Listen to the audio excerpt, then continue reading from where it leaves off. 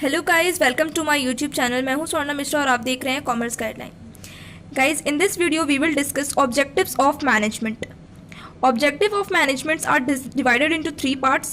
First one is organizational objective, second one is social objective, and the third one is personal objective. Firstly, we will discuss organizational objective. Organizational objective has three main important objectives. The first one is survival.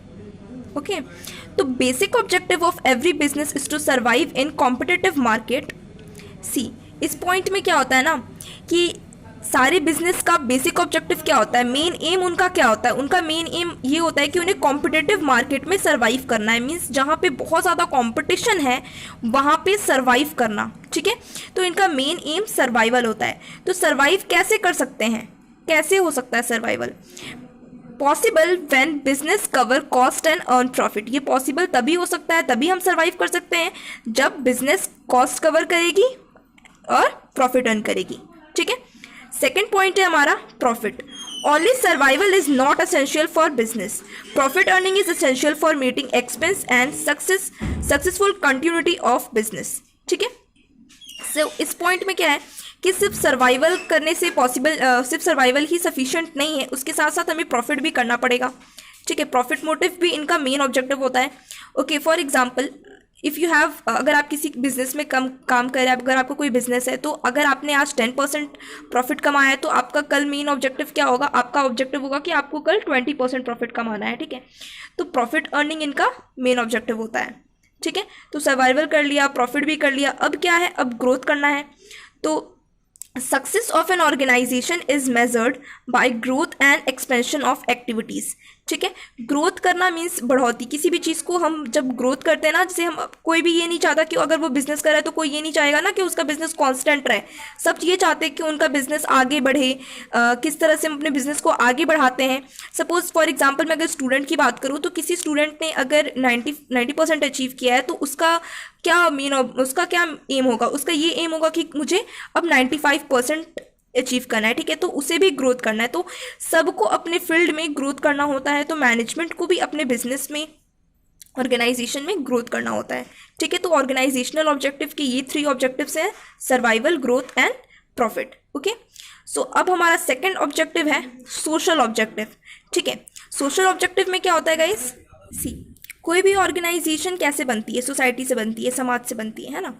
तो क्या social objective है? First point है हमारा to make available employment opportunities. Employment opportunities को available कराना, ये हमारा social objective होता है. ठीक है, मीन्स अब हम इंडिया में क्या सबसे ज़्यादा सफ़र, लोग क्या चीज़ से ज़्यादा, सबसे ज़्यादा लोगों को क्या प्रॉब्लम होती है? अनएम्प्लॉयमेंट से होती है, बेरोज़गारी से होती है ना. तो ये हमारा सोसाइटी का क्या ऑब्जेक्टिव होता है? हमारा सोशल ऑब्जेक्टिव क्या होता है कि हम अपने लोगों को, अपने सोसाइटी को क्या करें? बेरोज़गारी से बचाएं, उन्हें जॉब प्रोवाइड करें, है ना, जॉब सर्व करें.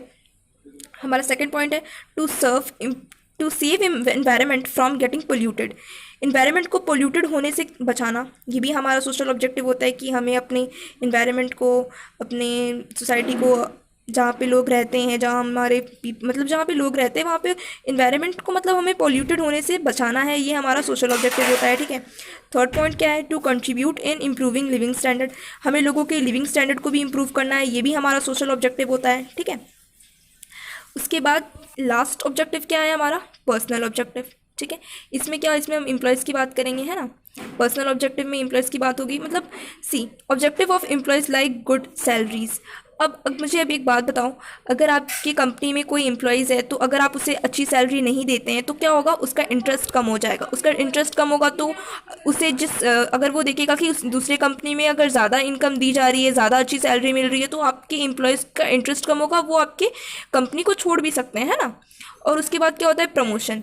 आप अपने एम्प्लॉयज़ को प्रमोशन नहीं दोगे तो क्या उनको काम करने में मन नहीं लगेगा? उन्हें अच्छा नहीं लगेगा कि यार यहाँ पे तो हमें प्रमोशन नहीं दी जाती है, यहाँ पे तो अच्छे से काम नहीं, सिर्फ काम कराया जाता है और हमें प्रमोशन फैसिलिटी कुछ मिलती नहीं है, प्रमोशन नहीं दी जाती है, तो उनका इंटरेस्ट कम हो जाएगा.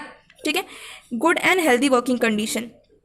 आप गुड और हेल्दी वर्किंग कंडीशन प्रोवाइड करेंगे तो क्या एम्प्लॉयज़ का इंटरेस्ट बना रहेगा और वो आपके ऑर्गेनाइजेशन, आपके कंपनी को कभी छोड़ेंगे नहीं और अच्छे से काम करेंगे, ठीक है। तो गाइज हम लोगों ने ऑब्जेक्टिव ऑफ मैनेजमेंट में 3 मेन ऑब्जेक्टिव्स को डिस्कस कर लिया, ऑर्गेनाइजेशन, सोशल्स एंड पर्सनल। तो इसमें सारे पॉइंट्स को मैंने आप लोगों को बता दिया है। तो गाइज अगर आप लोगों ने मेरा चैनल सब्सक्राइब नहीं किया है तो जल्दी से सब्सक्राइब कर लीजिए और बेल आइकन को भी प्रेस कर दीजिए ताकि मेरे आने वाले सारी वीडियोज़ की नोटिफिकेशन आपको मिल सके। Thank you.